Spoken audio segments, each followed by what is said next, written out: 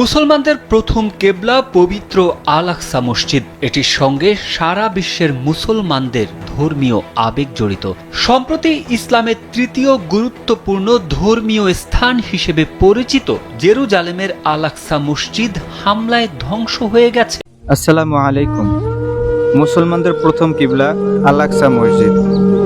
এই মসজিদে আমাদের প্রিয় নবী হজরত মুহাম্মদ সাল্লাল্লাহু আলাইহি সাল্লাম নামাজ আদায় করেছিলেন। আর এই মসজিদটি বর্তমানে ইসরায়েলি সৈন্যদের হামলায় কী অবস্থা হয়েছে সেটা আজকে আপনাদের এই ভিডিওতে দেখাবো।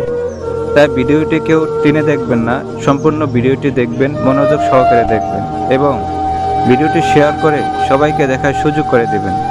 চলুন ভিডিওটি সবাই দেখি। الاحتلال تقوم الآن بإغلاق أحد أبواب قبة الصخرة وتقوم بمحاصرة النساء المتواجدين. Good afternoon প্রিয় বন্ধুরা, আমি বনি আমিন। আমি আছি মুসলমানদের তৃতীয় পবিত্রতম স্থান মসজিদুল আল আকসা জেরুজালেম, অর্থাৎ আল কুদস। জেরুজালেমের আরবি নাম হচ্ছে আল কুদস। আমি সেই আল কুদসের আল আকসা মসজিদে আছি, যেটা আসসালামু আলাইকুম প্রিয় দর্শক শ্রোতা। আল আকসা মসজিদ থেকে এবার বাংলাদেশিদের লাইভ গুরুত্বপূর্ণ তথ্য আছে এই ভিডিওতে। বনি আমিনকে আপনারা সবাই চেনেন। এবার আল আকসা মসজিদের প্রাঙ্গণ থেকে বনি আমিন লাইভে কি বললেন, চলুন ভিডিওতে বিস্তারিত দেখে আসি। Good afternoon প্রিয় বন্ধুরা, আমি বনি আমিন। আমি আছি মুসলমানদের তৃতীয় পবিত্রতম স্থান মসজিদুল আল আকসা জেরুজালেম, অর্থাৎ আল কুদস। জেরুজালেমের আরবি নাম হচ্ছে আল কুদস। আমি সেই আল কুদসের আল আকসা মসজিদে আছি, যেটাকে ইংরেজিতে বলা হয় ডোম অফ দ্য রক।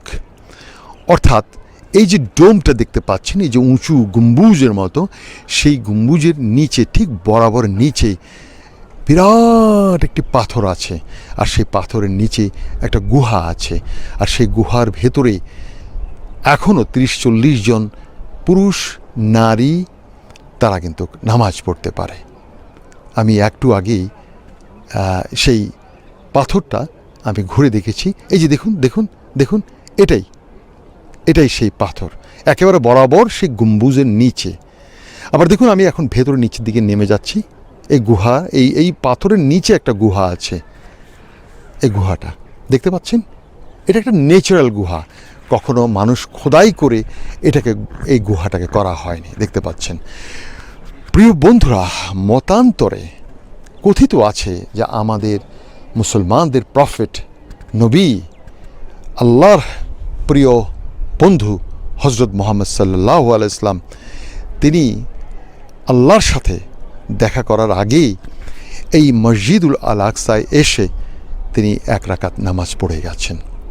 এই সেই গুহার ভেতরেই তিনি, এই মসজিদের ভেতরেই, গুহার ভেতরে তিনি নামাজ পড়ে গেছেন। প্রিয় বন্ধুরা, তিনি এক ওয়াক্ত যে নামাজ তিনি পড়েছিলেন, তার সাথে পড়েছিল আরও কয়েক হাজার পয়গম্বর, নবী, অর্থাৎ তার আগে বিগত হয়ে গেছেন তাদের সোল, তারাও এসে এই আমার রাসূল পাক সাল্লাল্লাহু আলাইহি ওয়াসাল্লামের ইমামতিতে তার সাথে এই আল আকসা মসজিদে নামাজ পড়ে গিয়েছেন। প্রিয় বন্ধুরা, আমার কাছে আজকে যে অনুভূতি যেমন লাগছে, সেটা আমি আজ ভাষায় প্রকাশ করতে পারবো না। প্রিয় বন্ধুরা, আমাদের মুসলমানদের প্রথম কাবা অর্থাৎ কেবলা, এই সেই কেবলা ঘর।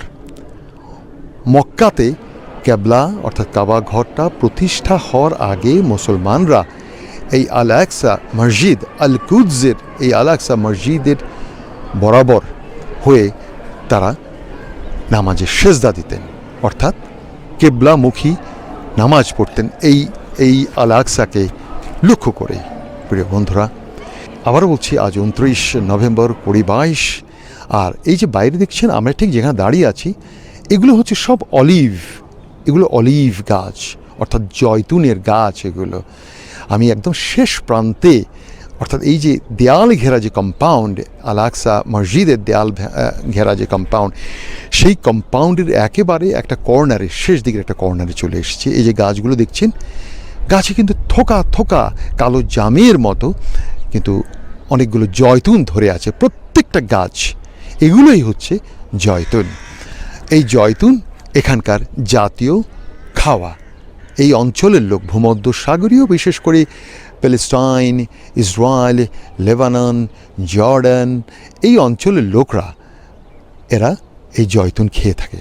জয়তুনের তেল, জলপাই আর কি, জলপাই, জয়তুন যাই বলুন, তারা এই জয়তুন তাদের খাওয়ার সাথে খাবেই। আর জয়তুনের তেল আপনি দেখতে পাচ্ছেন, আজ সকালে কিন্তু আমরা যে হামস এবং ব্রেড খেয়েছি, এই যে দেখুন এই দোকানদার আমাদের হামসের উপরে তেল দিয়ে দিচ্ছে, দেখতে পাচ্ছেন, এই যে তেল দিয়ে দিচ্ছে, এটাই জয়তুনের তেল।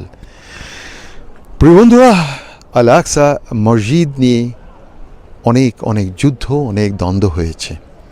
সেই ইতিহাস আমি যাচ্ছি না, সেগুলো আমি মসজিদের ভেতরে ঢুকেই আমি আপনাদেরকে যতটুকু সম্ভব আমি বলতে চেষ্টা করব ইতিহাসের আলোকে। আর একটা বিষয় আপনাদেরকে বলি, আল কুদস অর্থাৎ এই জেরুজালেমটাকে 4 ভাগে ভাগ করা হয়েছে, 4টা quarter: Muslim quarter, Christian quarter, Armenian quarter এবং জুইশ কোয়ার্টার, ইহুদিদের। অর্থাৎ জেরুজালেমকে 4 ভাগে 4টা কোয়ার্টার করা হয়েছে। আর্মেনিয়ানরা কি খ্রিশ্চান না? অবশ্যই খ্রিশ্চান। আর্মেনিয়ানরা হচ্ছে অর্থোডক্স খ্রিশ্চান। আর আরেকটা খ্রিশ্চান কোয়ার্টার যেটা, সেখানে হচ্ছে ক্যাথলিক যারা আছে, ক্যাথলিক, ব্যাপটিস্ট সবার জন্যে। আর মুসলমানদের কোয়ার্টার হচ্ছে এটা আমি যেখানে আছি এবং আল আকসা মসজিদ যেখানে আছে। আর ওয়েস্টার্ন ওয়াল যেটা আমি এই যে দেখছেন, এই যে মাথা ঠুকছে, এই যে ঝেঁকে ওরা প্রার্থনা করছে, পুরো দেহকে ঝাঁকে দিয়ে নামাজ তাদের যে প্রার্থনা করছে, এরা হচ্ছে ইহুদি। এটাকে বলা হয় ওয়েস্টার্ন ওয়াল অথবা কটল। এটা হচ্ছে জুইশদের একটি পবিত্র স্থান। এইখানেই তারা এসে তাদের প্রার্থনা করে থাকেন। আর আমরা যেখানে আসি, মুসলমানরা যে আল আকসা বা আল কুদসে, জেরুজালেমে এসে যেই মসজিদের সন্ধানে তারা এসে থাকে, আমি সেই মসজিদের প্রাঙ্গণে দাঁড়িয়ে আছি। প্রিয় বন্ধুরা, আমার পেছনে আছে, আবারও দেখুন, ডোম অফ দ্য রক। প্রিয় বন্ধুরা, দেখতে পাচ্ছেন কি অনুভূতি ক্যামেরার পেছনে। এই যে দেখতে পাচ্ছেন, এই ভেরোনিকা আমাকে ক্যামেরার পেছন থেকে বরাবর সবসময় সাহায্য করছে। এখন আপনাদেরকে নিয়ে যাব আমি মসজিদের ভেতরে। চলুন তাহলে, আর কোনো কথা নয়। This is Boni Amin from Al Quds, Al Aqsa, Palestine. Thank you very much. Bye, thank you.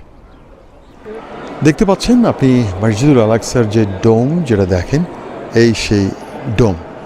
আমি ক্যামেরাটা এখন আবার নিচে নামিয়ে নিচ্ছি। আপনি দেখবেন যে ঠিক তার বরাবর নিচে হচ্ছে পাথর, সেই পাথর। আর ওই পাথরের নিচে হচ্ছে আবার গুহার ভেতরে আমি আপনাদেরকে ঘুরে দেখিয়েছি, সেখানে অনেকে নামাজ পড়ছে। দেখলেন প্রিয় বন্ধুরা, এবং কেন বলা হয় ডোম অফ দ্য রক, অর্থাৎ এই পাথরের উপরেই এই যে ডোম, অর্থাৎ গম্বুজ মনে হয়, এটাকে গম্বুজ বলে, মিনার অথবা গম্বুজ, তার নিচে হচ্ছে পাথরখণ্ড। It is from the great blessing of Allah Azza wa Jal that these personalities that came to direct us to God, we don't know where they're buried, so that we are not obstructed by that shrine, that tomb, from their message, which was direct your worship to God, not me. Right or wrong? Because humans, we have a need to have, something material in front of us, right? That's why belief in the unseen is so difficult. All civilizations without prophethood have fallen into anthropomorphism, meaning we want a God that's human-like. If you go to the Africans, they made a god, their gods had their facial features, right? Their nose, their lips. You go to the Greek civilizations, you look at their sculptures, they wanted a god that looked like them, right? You want a God that's like you. It's natural. You want to connect with God, it's fitrah, but that's how shaitan deviates it, right? And so when the graves of the prophets are celebrated, that actually becomes a challenge for your tawheed. You start over and exaggerating about the prophet at the expense of Allah Azza. You start speaking to the one in the grave, right? you start asking the one in the grave, when that is only Allah. He is as-Sami', He's the only one that hears. He is al-Hayy, He's the only one that's immortal, subhanahu wa ta'ala, that doesn't die. And that is why the Prophet sallallahu alaihi wasallam said to us, do not be like the Jews and Christians who turned the graves of their prophets into shrines, into places of worship. Don't be like that, right? And that's why you say, oh Allah, do not allow my grave to become a shrine that is worshipped instead of you. Allahumma la taj'al qabri Eidan, a place that is circled back to over and over again. You know how Eid repeats? He's saying, don't make my grave Eid, something that repeats over and over again.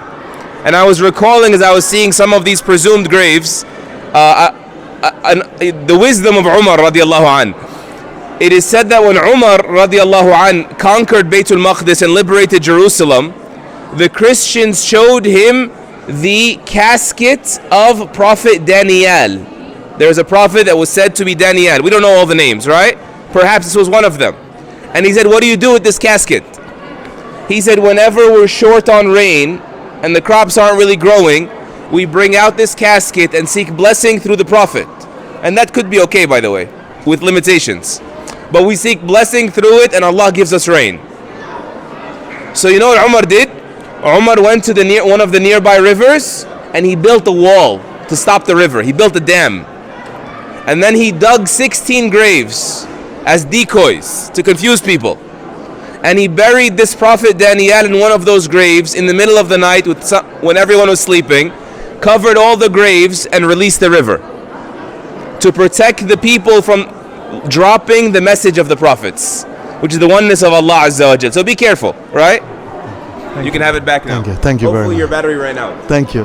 মুসলমানদের প্রথম কেবলা পবিত্র আল আকসা মসজিদ, এটির সঙ্গে সারা বিশ্বের মুসলমানদের ধর্মীয় আবেগ জড়িত। সম্প্রতি ইসলামের তৃতীয় গুরুত্বপূর্ণ ধর্মীয় স্থান হিসেবে পরিচিত জেরুজালেমের আল আকসা মসজিদ হামলায় ধ্বংস হয়ে গেছে দাবিতে একটি ছবি সামাজিক মাধ্যমে ছড়িয়ে পড়ে, যা দেখে মুসলিমদের হৃদয়ে রক্তক্ষরণ ঘটে। কিন্তু মসজিদুল আল আকসা চত্বরের ডোম অব দ্য রকের সামনে দাঁড়িয়ে ফিলিস্তিনের আল আকসা মসজিদ অক্ষত রয়েছে বলে দাবি করেছেন বাংলাদেশি এক ইসলামী বক্তা। মঙ্গলবার গাজী তামিম বিল্লাহ আল কাদরি নামের একটি ফেসবুক আইডি থেকে ভিডিও প্রকাশ করা হয়। ভিডিওতে বলা হয়, মসজিদুল আল আকসা অক্ষত রয়েছে এবং মসজিদ এলাকায় কোনো যুদ্ধ চলছে না বলে তিনি জানান। 3 মিনিটের সেই ভিডিওতে দেখা যায় মসজিদুল আল আকসা চত্বরের ডোম অব দ্য রকের সামনে দাঁড়িয়ে ফিলিস্তিনের আল আকসা মসজিদটি অক্ষত থাকার বিষয়ে কথা বলেন। ভিডিওতে তিনি বলেন, বাংলাদেশের ফেসবুকে একটি মিথ্যা প্রচারণা করছে যে এই স্থানটি নাকি ধ্বংসস্তূপ হয়েছে, কিন্তু এটা পুরো অক্ষত অবস্থায় রয়েছে। আমি বলবো, যারা বাংলাদেশের ফেসবুকে অপপ্রচার চালাচ্ছেন তারা দ্রুত সেসব বন্ধ করেন। আর এখানে যুদ্ধের কোনো বালাই নেই, মানুষ স্বাভাবিকভাবেই মসজিদে নামাজ পড়ছে। দর্শক শ্রোতা, এই বিষয়ে আপনার মন্তব্য থাকলে লিখতে পারেন কমেন্ট বক্সে আপনার মন্তব্য। আজকে পর্যন্তই, আল্লাহ হাফেজ।